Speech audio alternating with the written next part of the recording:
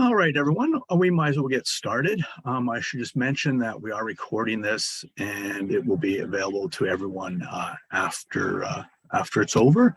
As long I'll also send out the slides, and I do have a handout that I'll send out later as well. All right. So let us get started. My name is Kevin Gunn. I'm coordinator of digital scholarship at Catholic University of America Libraries. I'm joined here by Michaela Champion, one of our graduate library pre-professionals in Mullen Library. So Michaela will be managing the chats and whatever else is going to be happening in that. So welcome everyone. Let's go through. I don't know if we'll take the whole hour, but we'll definitely give you some really good tips and tricks and everything. So let us get started. Starting a text mining project.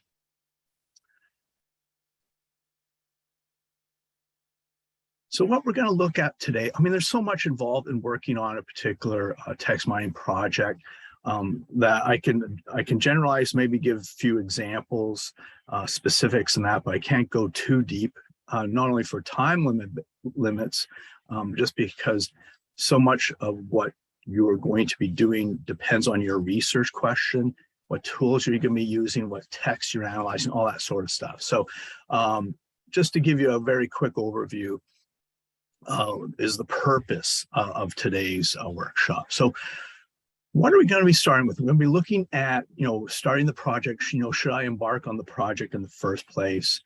What is our research question or questions?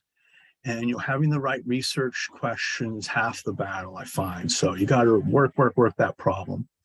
We're going to look at texts and tools. There's a lot out there, as you can imagine. So how do I discern between all the different options and texts that are available out there? So locating texts and then manipulating them is a big concern. We also have legal and ethical issues that you have to bring to the fore. Copyright, fair use, digital rights management are things that you do have to be aware of if you're embarking on a project of this type. And then I'll quickly look at funding and expenditures, which, what is your funding, your time and labor that you're able to commit to the project moving forward. Then last, you want to create something after this. So, what are your products? And it's just not that create something and walk away. No, you want to actually be curated and discoverable at a later date. So that is also something that you will want to concern yourself as well. So here we go.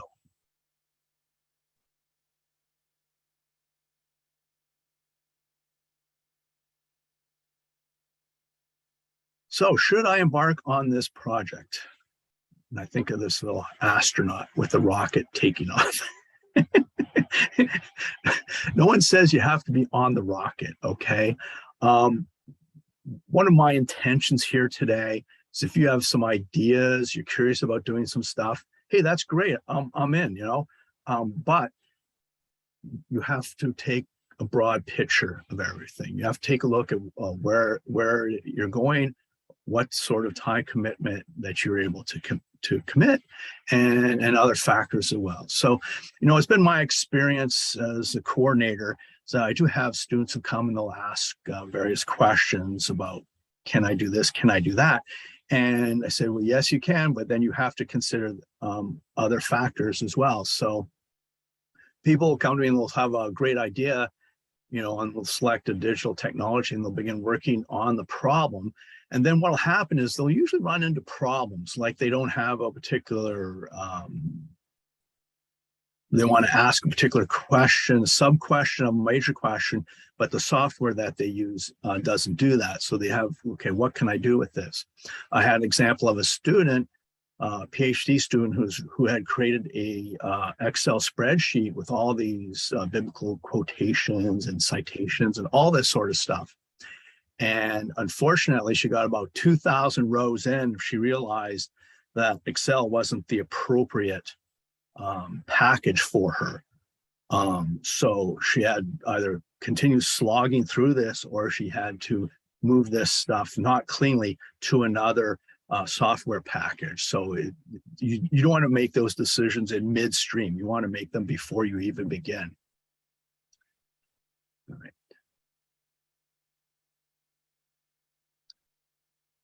So things to consider.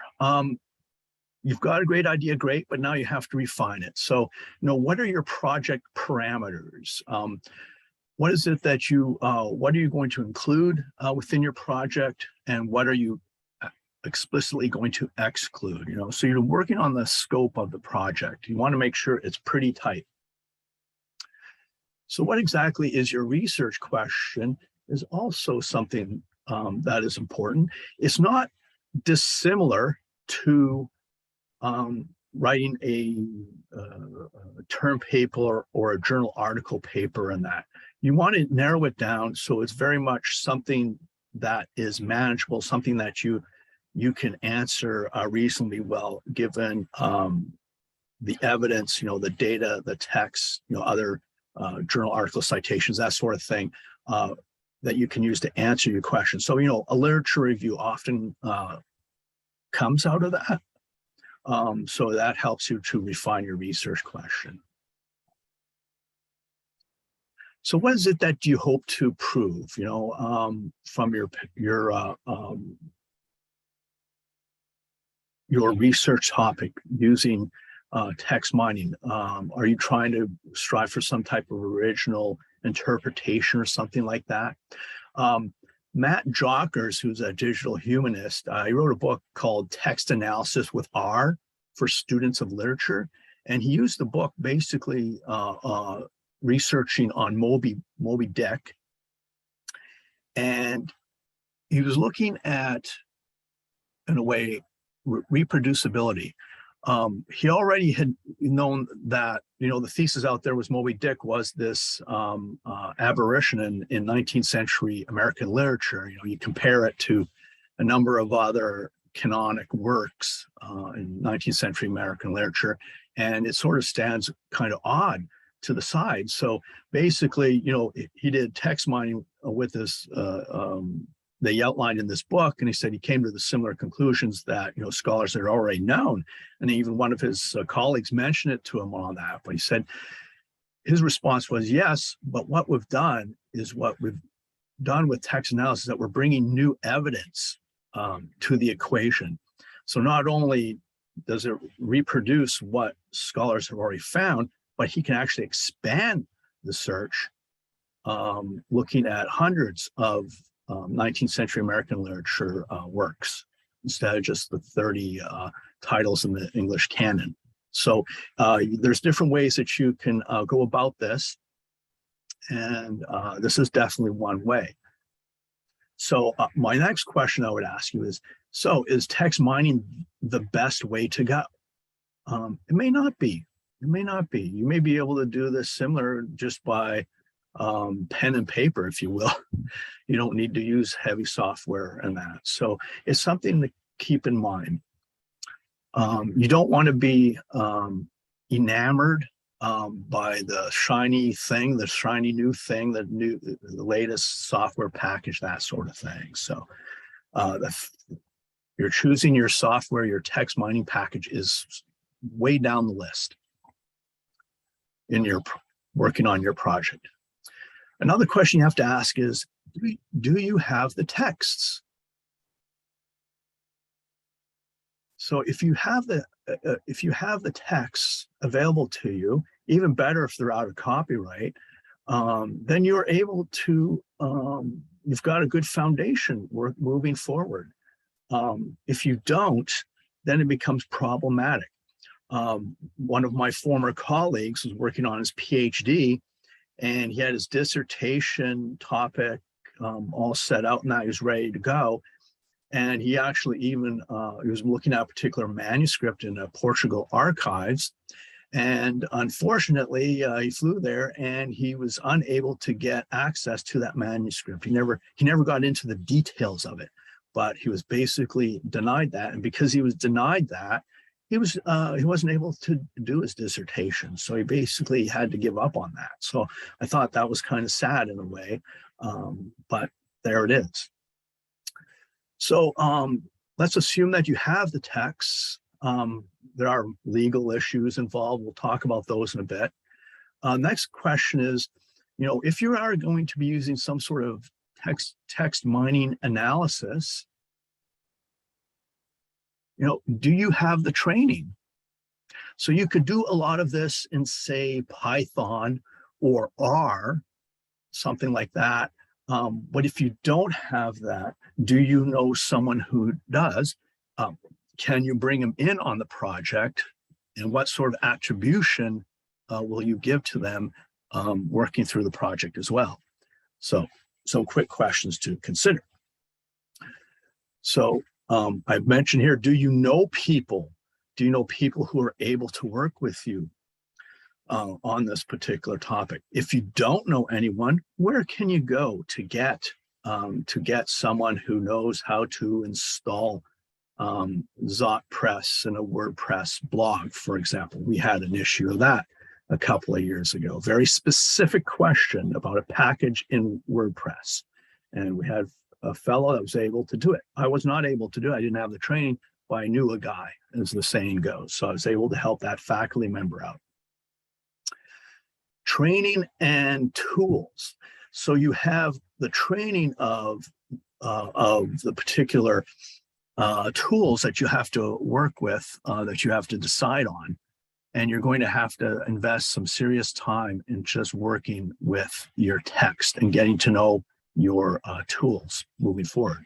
So how do you know what tools that you want to use? So and then, of course, the last question is, what is your end goal here? Are you going to publish a peer-reviewed journal article?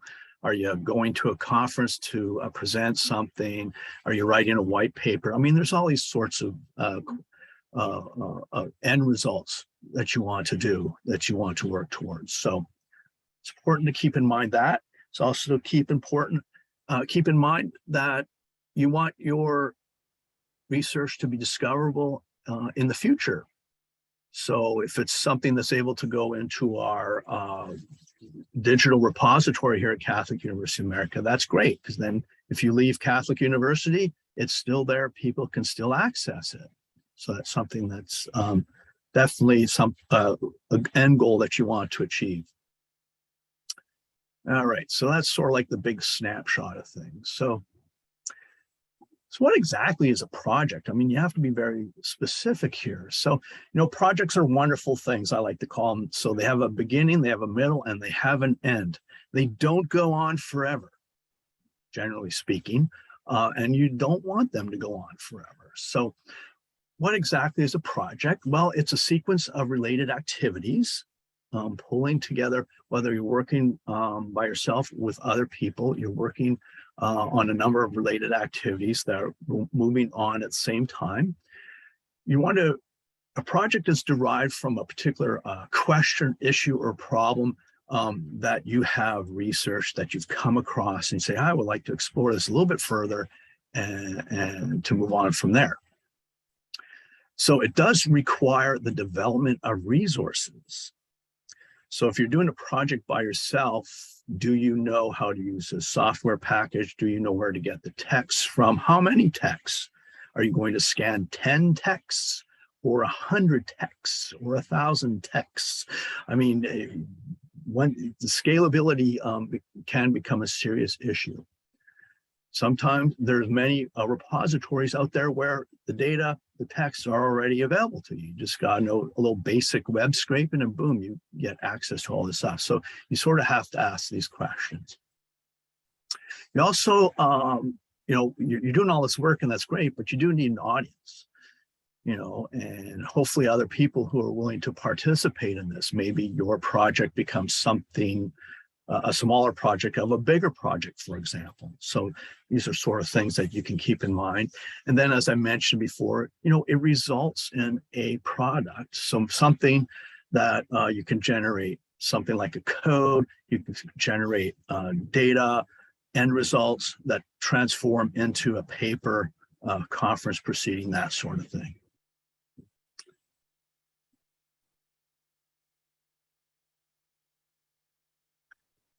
So what questions, what things do you have to consider as well? So what are the sources that are available to you? So, if you're doing a text analysis project, do you have access to scanners?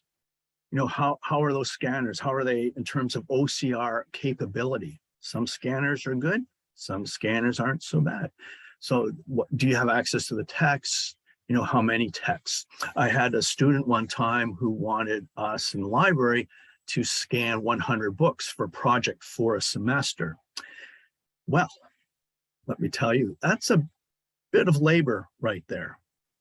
And we simply cannot scan all this stuff, put it into a file, and then hand it over and say, here you go. There are a lot of ethical and legal issues involved in that. There's also just the question of who's going to do it. And if it's us staff member, who's going to get paid to do that? Does it become part of our work practices or what? So there's a lot of these questions where we said we basically could not do this at that scale. All right, so you're looking at sources of materials, you're looking at scarcity and abundance. Is this stuff actually available to you? If it is available to you, is there a better way that you can access a lot of material? So for example, if you're aware of Gale Digital Scholar Lab, we have, Catholic University has a subscription to a number of Gale databases, and some of those are available through the Gale Digital Scholar Lab. So if you wanted to look at American fiction from 1770 to I think 1914, something like that, this stuff has already been scanned, OCR'd the whole bit, and put into Gale Digital Scholar Lab. So the hard work's been done, so to speak. You can go in and retrieve that material, search for it, and find out. It becomes much easier process to do your text analysis project. So that's something to keep in mind. You also have to consider primary and secondary sources when locating material. You have to look at feasibility, the accessibility of it. As I mentioned, my colleague and his not being able to get access to a manuscript. These sorts of things can stop you cold. And then you have to look at the quality and complexity of the material that you're looking at and scanning. If you ever looked at any medieval material, occasionally foray into medieval English literature, and I will tell you some of the stuff, looking at original manuscripts, a lot of it is indecipherable, to be honest. I'm sure a trained eye can do some of it, but it becomes very much an impediment upon itself. So once you've considered that, the next one you want to consider is exactly your research question.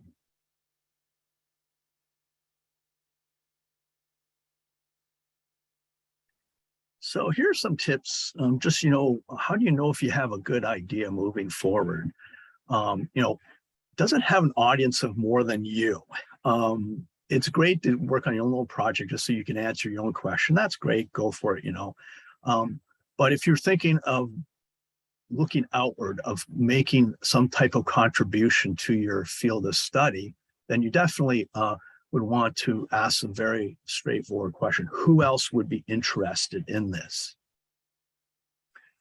So does it challenge disciplinary assumptions in your particular field?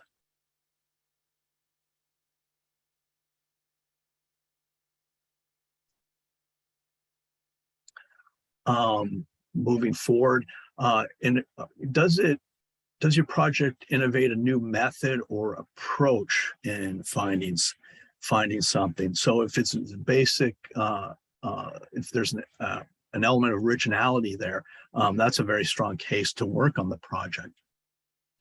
Does it clearly elucidate its own value? So, when people look at your project, go, oh yeah, that's very interesting. Tell me more about it. And of course, if you want, does it improve on previous efforts? Does it advance the scholarship moving forward? So that's always something. Can other people, once your work is published, can other people build upon that as well?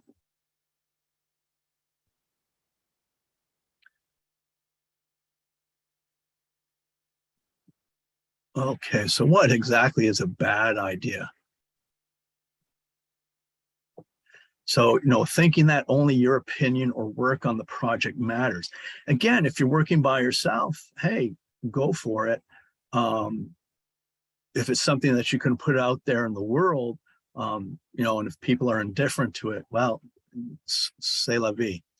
Um, Another thing you have to consider is, starting a project without considering your commitment to it. We always underestimate the amount of time and effort. I think it's just part of human nature. We think we can scan 10 books on a weekend or something like that and have very good OCR quality out of it. But, the machine breaks down or the machine really acts weird, or you're not pressing, you're not trained on the machine properly, and it's not giving you what you want. So these things always tend to time expand, if you will. Another thing that you sort of want to avoid is you don't want to look at someone else's project and then attempt to duplicate it wholesale.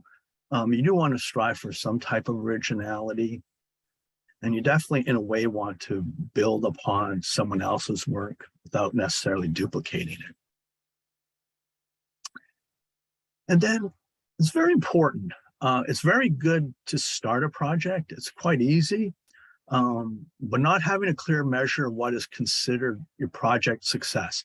So where's the finish line? Where you can say, oh, great, I'm done. I can walk away from this with my head held high.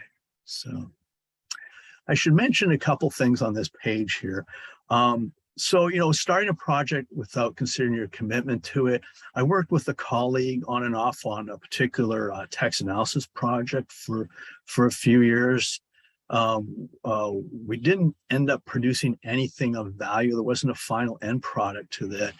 And, we both had commitments and that sort of thing. And she ended up passing away. So we sort of left with this data and these texts and that without any clear way to move forward on them. So it's something to consider.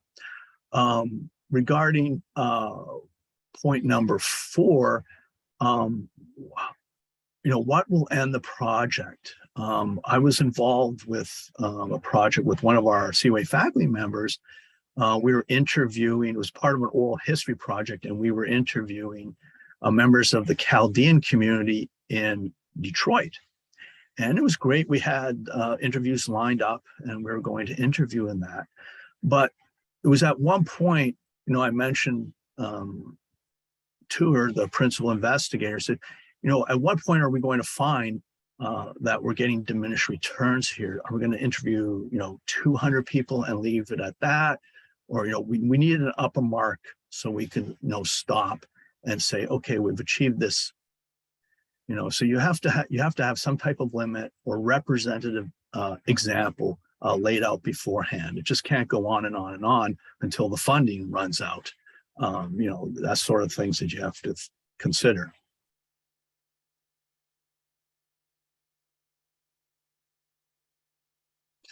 So what is the significance of your project? How does your project, contribute to a particular discipline or field? Does it contribute to the humanities or sciences more generally? What is the impact of your research? Where are you going to change to impact? What needs changing out there? That's always something that I don't think enough people ask before they embark on the project. You want to look at the innovation of it. So, ask yourself some tough questions. Does it create something new, and can you prove it? Does it offer an interesting approach to tackling a problem? Is there technological innovation that you're demonstrating here?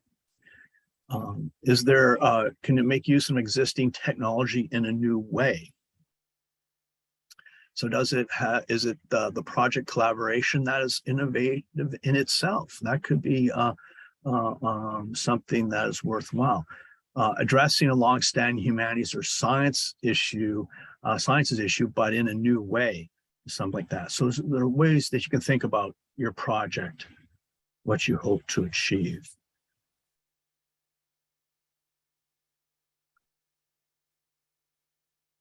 All right, so now we're going to get into the nitty-gritty. Text and tools. So you're going to locate texts and then you want to manipulate them. That's the whole point, right? So what are we going to do? So you're going to be locating and acquiring texts. There are so many repositories out there, Registry of Research Data repositories. There's Harvard Dataverse, a whole bunch of them out there. You want to consider ones that can go there. A lot of them are going to be free. Others will have subscriptions. So you're going to have to consider these types of questions. For something like subscription databases through our libraries, Catholic University has access to the Gale Digital Scholar Lab. We don't have ProQuest Text and Data Management Studio or JSTOR's Constellate. We will be having access to HathiTrust coming soon, and hopefully we'll have some workshops in the spring. So we do have that. Other institutions may have the ProQuest and JSTOR. These particular subscription database, if you will, they're actually, you can consider them platforms because they do add tools within their particular labs that you can use in order to manipulate, locate and manipulate text within there. So they're interesting platforms, and it very much depends on a case-by-case basis how what questions like, can you bring your own text into those platforms or not? What can you export, and all these sorts of questions that you can ask. But they are available out there, and there's a lot out there. You can also look at the whole idea of the free places. A lot of stuff that's out of copyright, you can get it off of an Internet Archive or what have you. HathiTrust is another one where you can do that, and you can use it, manipulate it for your own benefit. If it's within copyright, then you're going to be much more restricted, and I'll talk briefly about that soon. But if you just want to do a quick analysis, comparing Moby Dick with Sense and Sensibility by Jane Austen, then you can get those texts off Gutenberg and then do your project in that way. So, and of course, if you're locating text, once you are able to acquire your own text, you can build your own corpora. Scanning, OCR. You can be using web scraping, APIs, that sort of thing. Again, it depends how skilled you are at it and the time commitment that you have in doing so.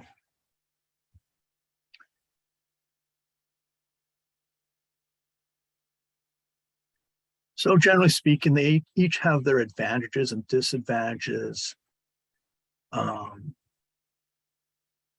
There's an important thing when you are looking at some of these platforms, you have to ask yourself, what is included in that particular data set, what is excluded. So you do have to spend some time and homework, if you will, looking at data sets if you're going to be using other people's data sets. How did they acquire the information? How did they organize it in that? So it's important to keep that in mind. I will be sending out a list of handouts of text sources that you can go to get started on that. I'll send that out with the recording of the webinar. Let's see.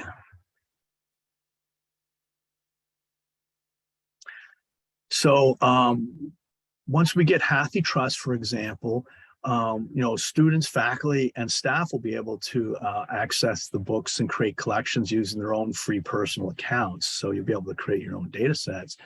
You can create a collection. You'll be creating your own text corpus, if you will. So it's something that you can work on and build from that. And you can use that for computational text analysis. So you can find stuff in HathiTrust that you'll be able to extract, You can create your own corpora, and then you can upload it into something like Gale Digital Scholar Lab and combine it with whatever sources they have, and then use the tools in Gale, in the Gale lab as well. At the same time, you can combine it all into corpora, export it out of Gale, and put it into another type of product, for example. So if you wanted to export and clean all this data, you could use something like Open Refine, for example. So you always have these different options of transporting your corpora into and out of different software packages.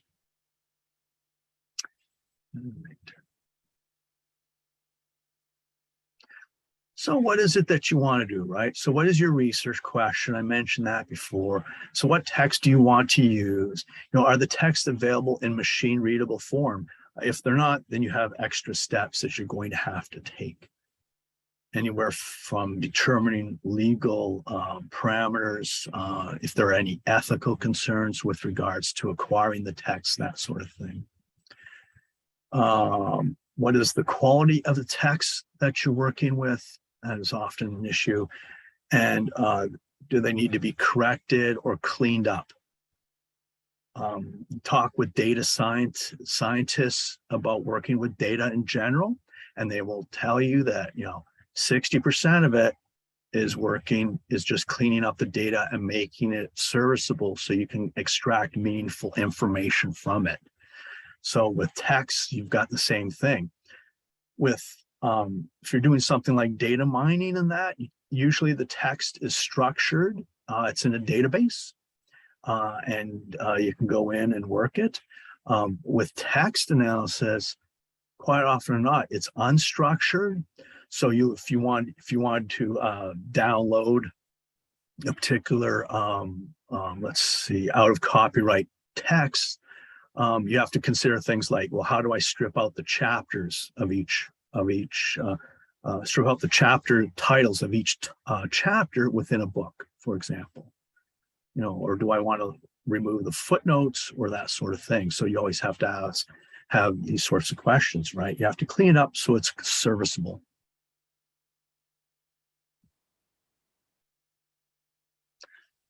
So obstacles, I use the ubiquitous, private systems. Is this stuff under licensing restrictions? Is a good way to talk about it. Is it something that is freely accessible? Usually, a lot of the private systems out there, you have to pay money, just to get access to it, even if they're willing to take money from you. So. User credentials required. It's one thing, being at our university and using a Gale Digital Scholar Lab for your stuff. But what if you graduate, or what if you're a faculty member and you go work in another institution? All of a sudden, you got to make sure that you take your data with you. Otherwise, you won't have access to that. Because you no longer have access to that software. There's also a whole notion of paywalls, whether it's journal paywalls if you're doing analysis, or subscription database paywalls, things to consider. And also, another thing too is terms of service. So you have different contracts, licenses out there that will restrict persons or individuals from actually being able to fully access the material for text analysis. You may be restricted in how you can make it discoverable. So there's always that type of negotiation that has to go on.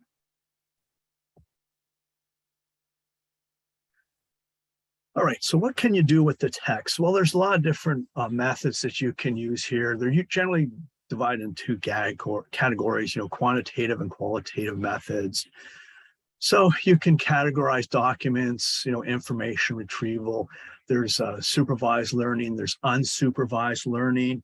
Unsupervised learning is where you have a very much structured data and you can go in and look for stuff. Unsupervised learning, you have artificial intelligence or machine learning, where you have some test data, some training data and test data, you get your software to work to a certain point, and then it goes out and looks at your corpora and see what interesting features, patterns that can come back out of it.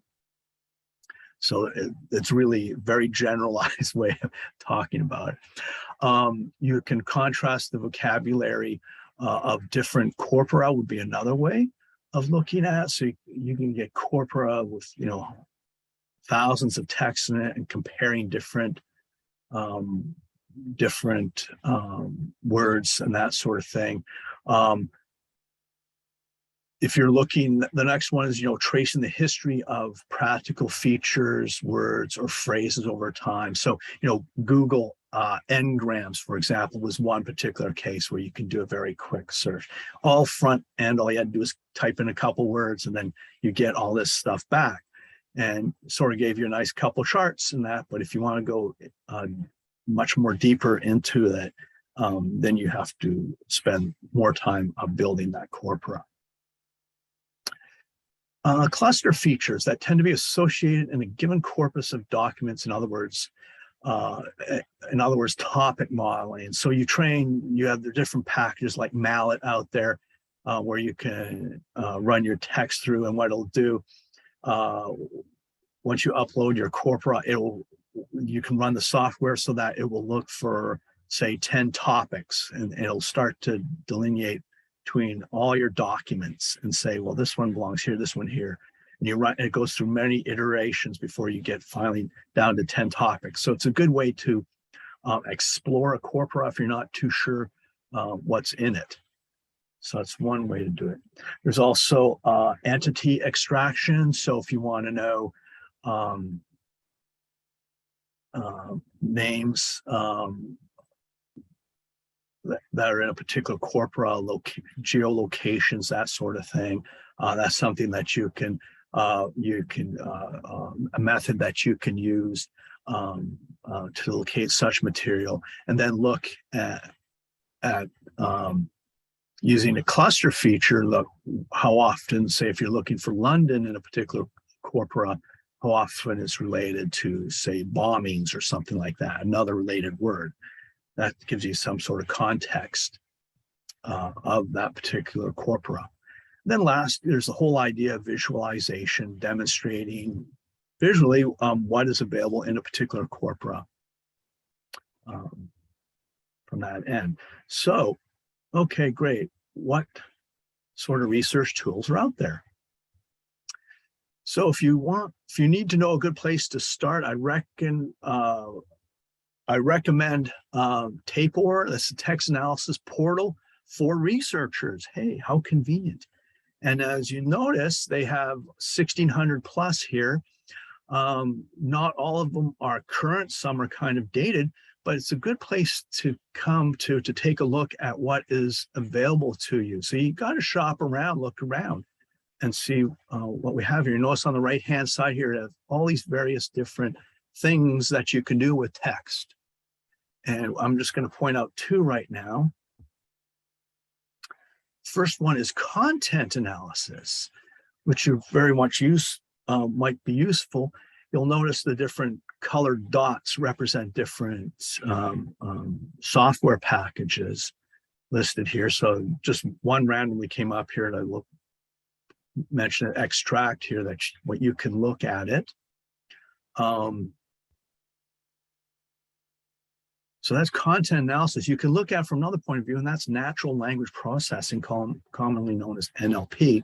So you can look for material this way, and it's different from the previous screen. There's definitely some overlap, tools that overlap here, but not necessarily. So you do have to spend some time shopping around, if you will, for the right tool to use. And just to give you an example of Tapor and how it's a very useful site, here's a quick screenshot of a thing called Sketch Engine. And what's great about this, and most of the pages, they'll tell you when it's updated, last updated. They'll give you the site that you can go to, and then they'll give a description of what you can do with it. And what I like about it is that it can tell you, what sort of analysis you want to do with it, It can tell you what type of license you have. So is it free, or is there commercial? Is it there's subscription? Do you get a freebie, or if you pay more, you get extra features? These are the sorts of questions that you have to ask. Where can I run it?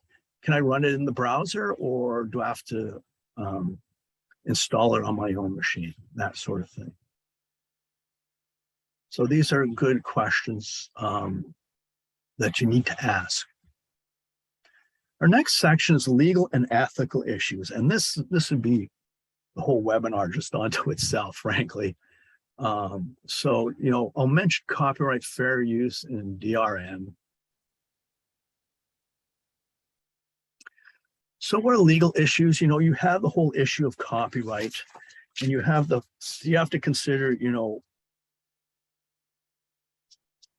what it is that you want to research and what it is that you want to discover. You have to ask questions, can I digitize or download these particular texts? Can I run an analysis of the corpus on them? Can I share parts of literary works for purposes of reproducibility? These are sorts of the questions that you have to ask. Moving forward, you have to look at contracts. You have to look at what it is that you're able to use. What are the licensing contracts that are out there?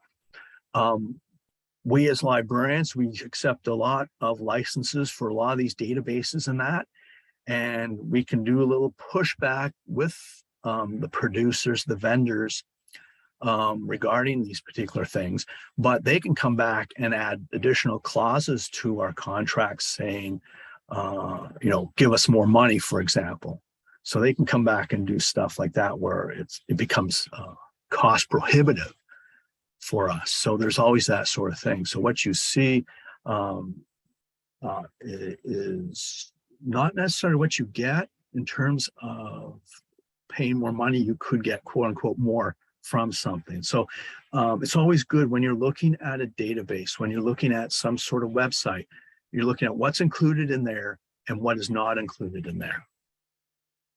Because that can go back and it can impact your research topic, your research question. If you're comparing manuscripts from a particular period of time, did you get all the necessary manuscripts? Did you have access to all the necessary manuscripts?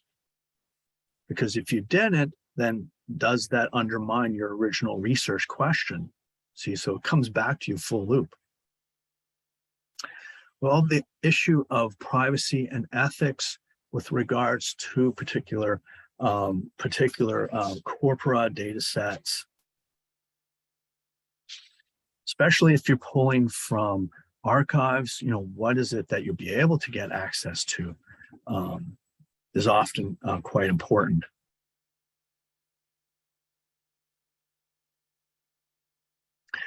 And again, what sort of data are you looking at? Are you looking at, say, medical data, student data, financial data? These are questions that you have to consider as well. There may be state privacy laws as well that may be pertinent to you. And as well, last are international issues. We do know that there have been some changes in accessibility, digital rights management with regards to text analysis. For example, the UK and Europe are much more open in that regard than a US law. So just to give you a quick example here, the Data Sitters Club is a book, the Babysitters Club is a series of books out there, about 200 or so, that haven't really had that much literary scholarship applied to them. So there's a group of Stanford digital humanists who decided to create a group called the Data Sitters Club. And what they've done is they went out and they scanned so much of these books so that they can do analysis on them.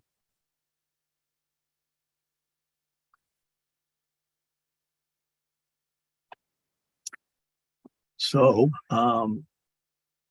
they did about 200 books.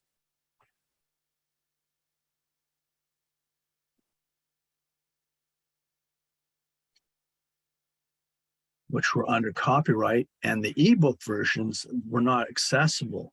They were protected by technical protection measures, and so they weren't able to do that. So they manually had to scan the physical books and correct any transcription errors beyond that. So in order to do the analysis of the text. So what has happened is that there was a Digital Millennium Copyright Act.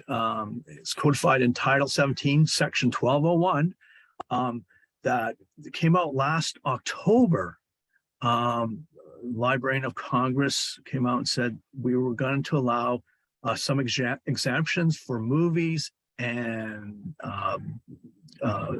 books, basically, that scholars, researchers, and scholars can go out and use these particular electronic texts and movies for their research. But there was a couple narrow exceptions to that.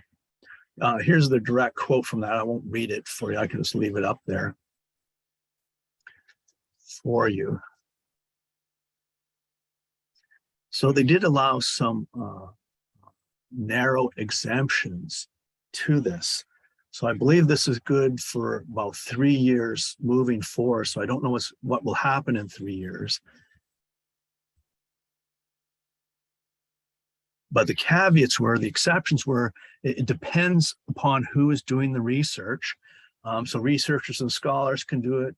Person on the street, probably not. So it's restricted. You got to have some sort of gravitas, I guess. Your research topic has to be a serious topic in order to do that. So it'll be interesting to see what comes out of this decision. The second thing is the data security precautions that researchers must take was another limitation. So yes, you can create a corpora. It's beautiful, it's wonderful, but you can't share it with anyone. It has to go behind a paywall, username, password, all that sort of stuff. So it cannot be open accessible to everyone. Another thing to consider are contracts. So you have library licensings like Gale, ProQuest, and Hathy Trust. They will have particular limitations on what you can use, how much you can download, that sort of stuff at one time, how much you can upload. There's always these sorts of restrictions that are there.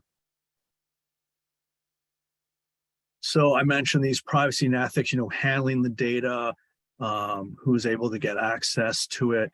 Can you make it public when it's all said and done, when you're done your project, that sort of thing.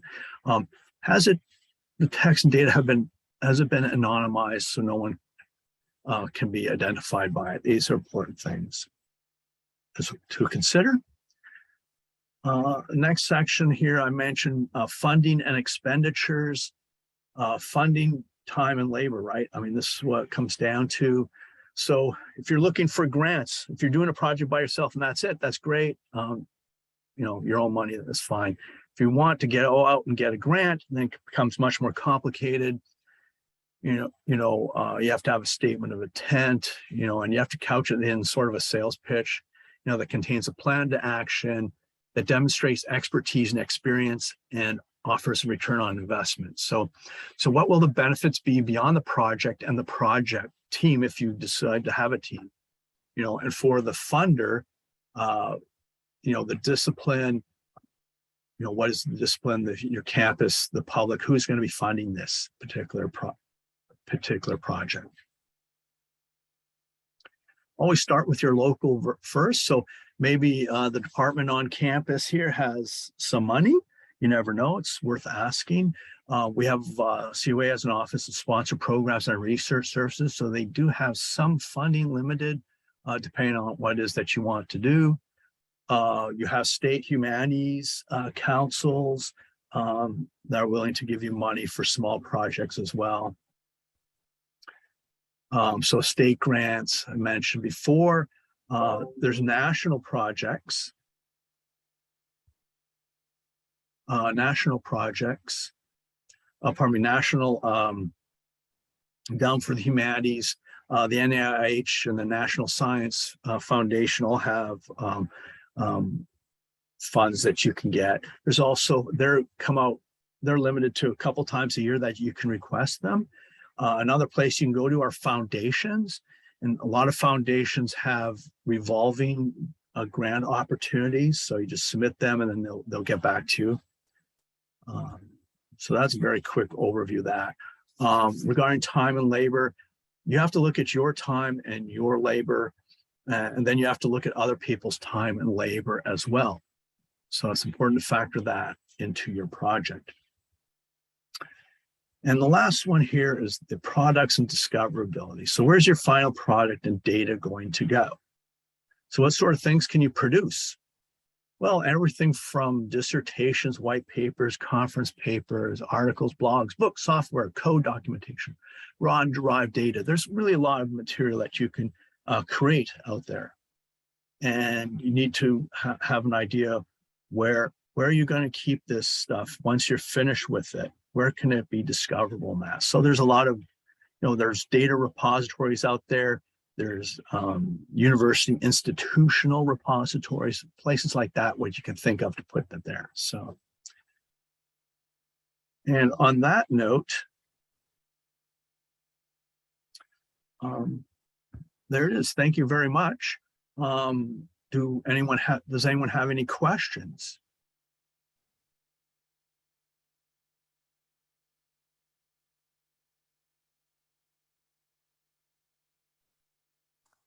There's no questions in the chat, but I did want to point out that someone did leave some comments about some resources and some things they've done in the past, if anyone was interested to check that out. Oh, great. We have a copy of the chat, eh? At least I hope. Okay. Well, I'm available for consultations, regardless if you're a COA person or not. That's fine. Come have a conversation with me. We can talk about different things. I've really just scraped the surface of all of this. It requires a lot of planning beforehand. Is my takeaway to you of what possibilities are out there. You want to get down to having a manageable project moving forward. You don't want to find yourself buried in this sea of text and data and not able to get out from it. So, well, okay. Well, thank you very much, everyone, for coming. I see something in the chat here. Oh, thanks, everyone. Yeah, follow up. And we'll talk to everyone later.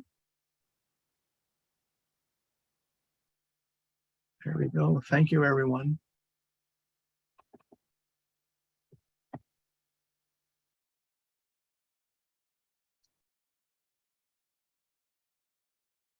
Yeah. All right. And I'm going to stop sharing. There I am. And I think it's just the two of us. Yep. So how did it go? Did you learn something? Yeah, I did actually. It was interesting. I'd never really heard anything about text mining, so it was interesting. Sounds good. All right. I will, I'm going to log off here. Thank you very much. Yep. Thank you. And yeah, we'll talk, excuse me, we can talk next week if you want. Okay. And go from there. Okay. Thank you. Sounds good. Bye.